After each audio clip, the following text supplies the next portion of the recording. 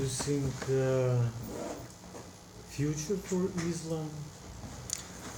I think so. I don't think Islam's going away. But you personally consider it Islam faith, yeah?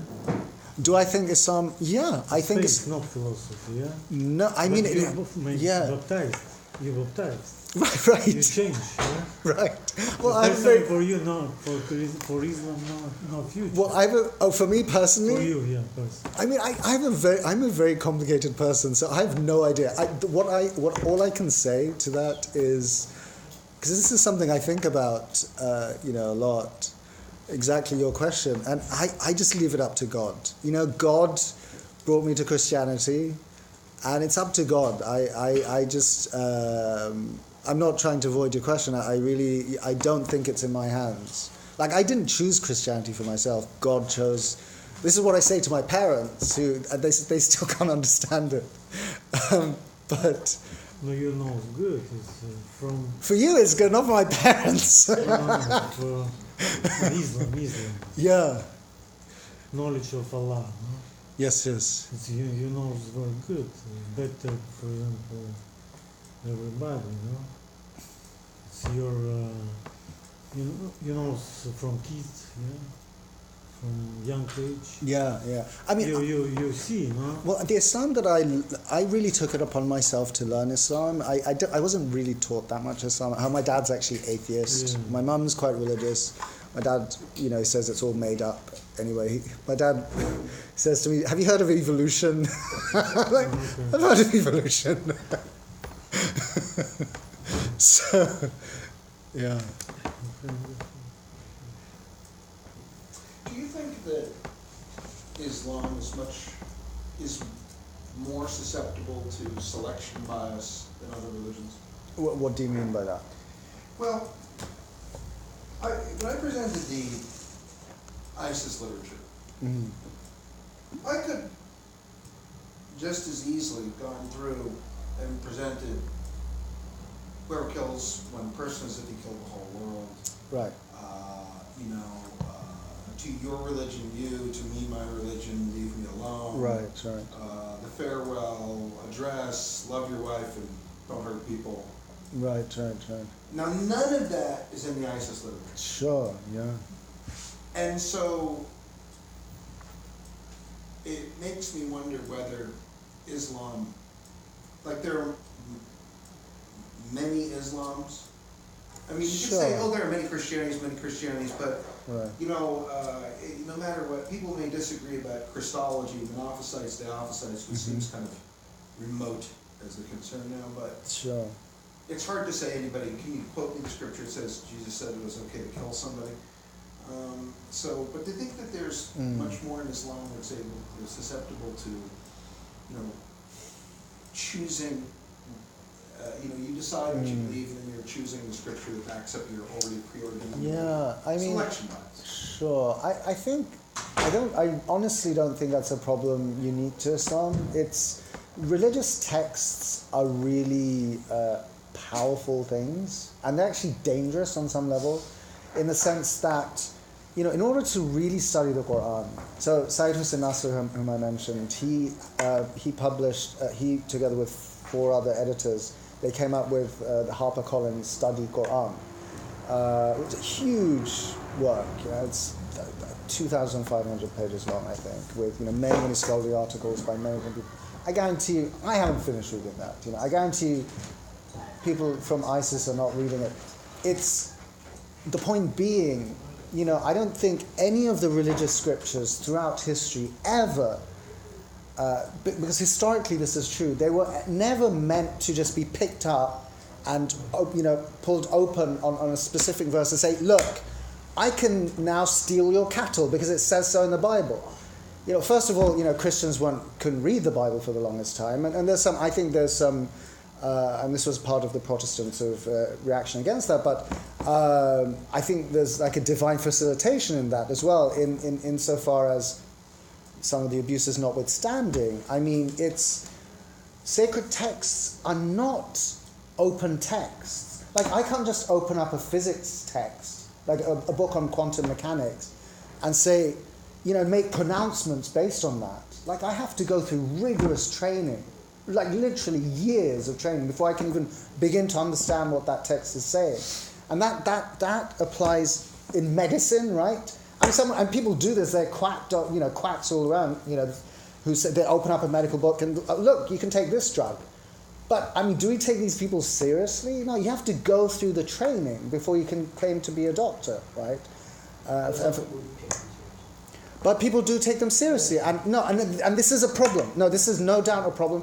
So someone like Dr. Nasr will say, and he said this a long time ago before ISIS, and this applies for ISIS and other. Today it's ISIS, before it's Al Qaeda, right, and the Taliban. Tomorrow it'll be some other group, and these things are, we're living in bizarre times. Like the Chinese have a curse: "May you live in interesting times." We live in bizarre times, to put it mildly. But what Dr. Nasr says is that, which is a radical point, he says that fundamentalism and modernism are two sides of the same coin.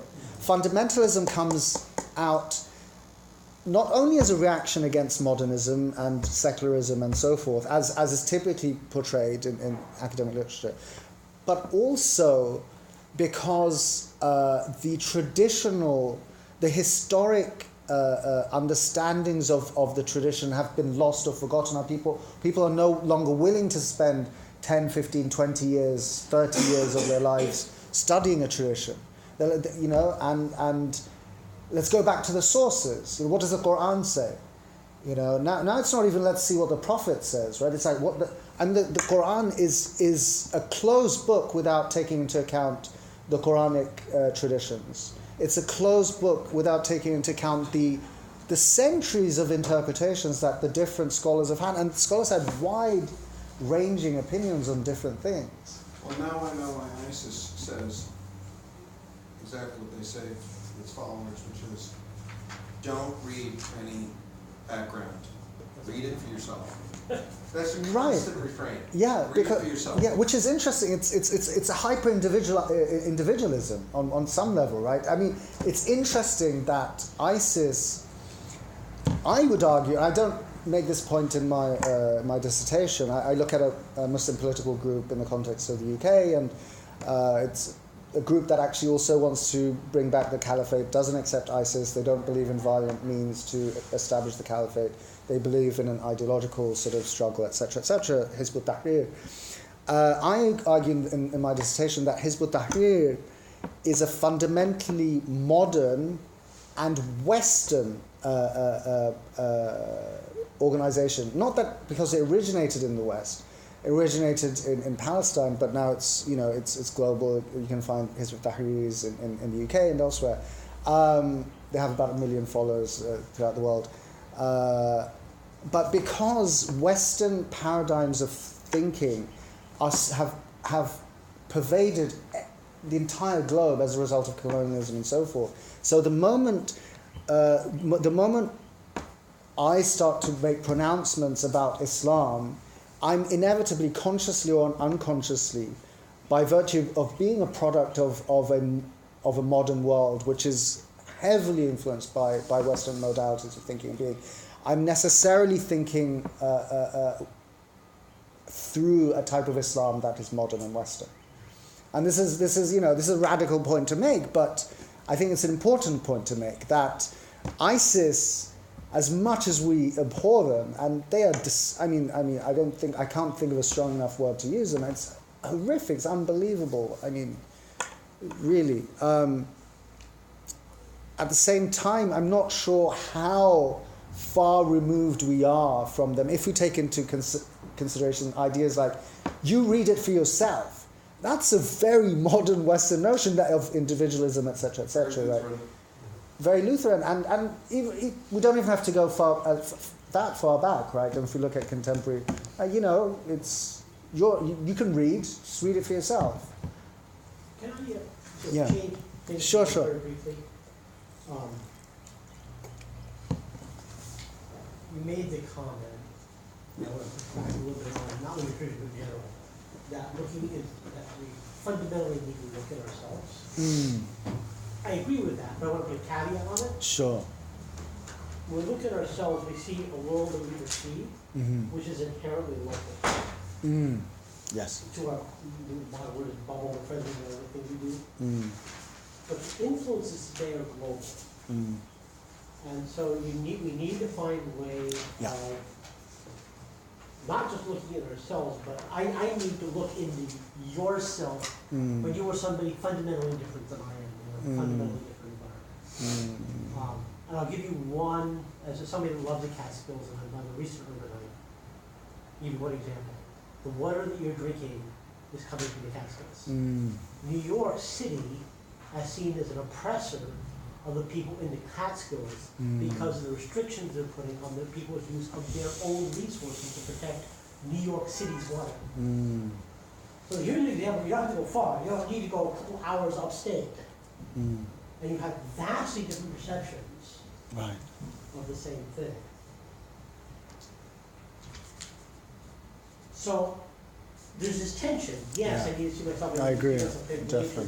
But I also need to be able to see the world through eyes that see a fundamentally different world. I think that's thank you so much for that. I think that's a very important addition and perhaps correction. I think one of the limitations that I personally have felt in Dr. Nasr's thought is, for example, and it's one of the reasons why even before my conversion I was feeling less and less connected to the order, is they not only de-emphasize, but they actually forbid people in the order to be politically active, and they see it as too kind of lowly, because these sort of with due respect, but they're these great metaphysicians, and I mean. That just doesn't ring true for me. We are so interconnected. It's not enough to just. I think prayer and meditation is fundamentally crucial, but if I see something happening, right. We have to take action, right? If you see something, say something. See something, say something. Right. I think that's some. Yeah. you keep going back to that, don't you? You are so earnest.